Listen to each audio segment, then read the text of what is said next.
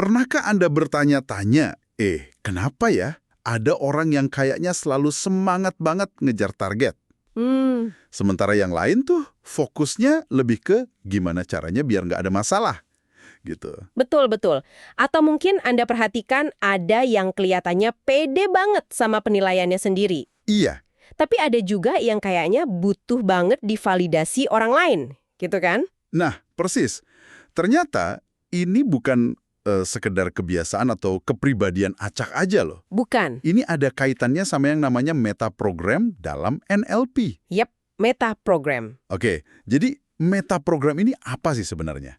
Gampangnya ini kayak filter mental kita.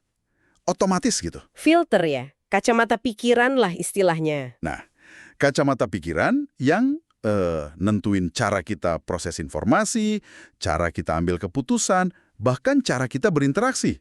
Filter ini yang bikin kita nganggap sesuatu itu penting atau enggak. Dan yang menariknya gini, memahami meta program ini tuh bukan cuma buat nambah pengetahuan teori aja. Oke. Ini benar-benar kunci buat kenal diri kita lebih dalam. Sekaligus yaitu tadi, paham kenapa orang lain bisa mikir dan bertindak beda banget. Efeknya gede loh ini ke motivasi, gaya kerja kita sehari-hari, komunikasi, bahkan hubungan personal. Jadi kita ini sebenarnya lagi mengupas intisari dari sebuah materi webinar nih ya, yang memang fokusnya ke topik metaprogram ini. Betul. Tujuannya jelas sih dari materi itu. Bantu kita ngenalin metaprogram diri sendiri, terus juga orang lain. Terutama melihat perbedaan pola pikirnya ya. Kayak tadi, ada yang motivasinya menjauhi masalah, ada yang mendekati tujuan. Nah, itu dia.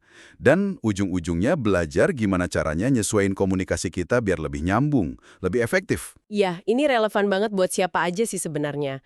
Mau Anda mahasiswa, profesional, mungkin pemimpin tim. Trainer, coach juga ya. Oh iya, jelas. Atau siapapun lah yang pengen ningkatin self-leadership, kemampuan memimpin diri sendiri, sama komunikasi interpersonal. Oke, kalau kita lihat materi webinarnya sendiri, itu bakal ngebahas apa aja sih biasanya? Ya, standar lah ya. Mulai dari definisi metaprogram itu apa, terus jenis-jenisnya kayak gimana aja, dan yang penting aplikasinya.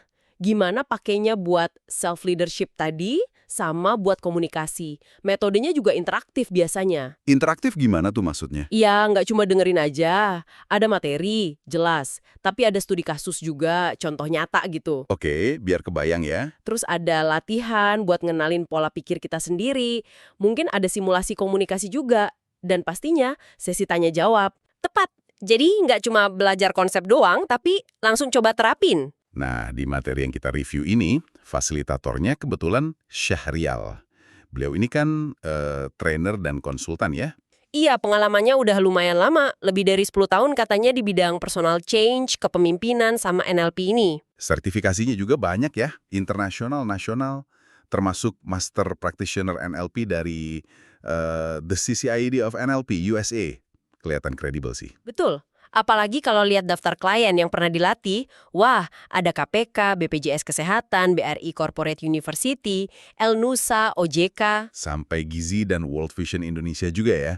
Ini menunjukkan jam terbangnya sih. Nah, info webinarnya sendiri, ini contoh ya, misal diadakan tanggal 3 September 2025, jam 7:30 malam WIB. Durasinya sekitar 120 menit. Oke. Dan penting nih, dalam bahasa Indonesia. Peserta biasanya dapat e-sertifikat, rekaman buat ditonton lagi, sama materi PDF. Yang unik, sistem biayanya itu bayar suka-suka. Menarik juga konsepnya. Iya, jadi lebih aksesibel ya mungkin. Oke.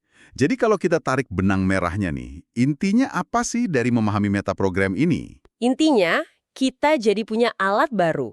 Alat buat membaca diri sendiri dan orang lain. Membaca dalam arti pola pikirnya ya.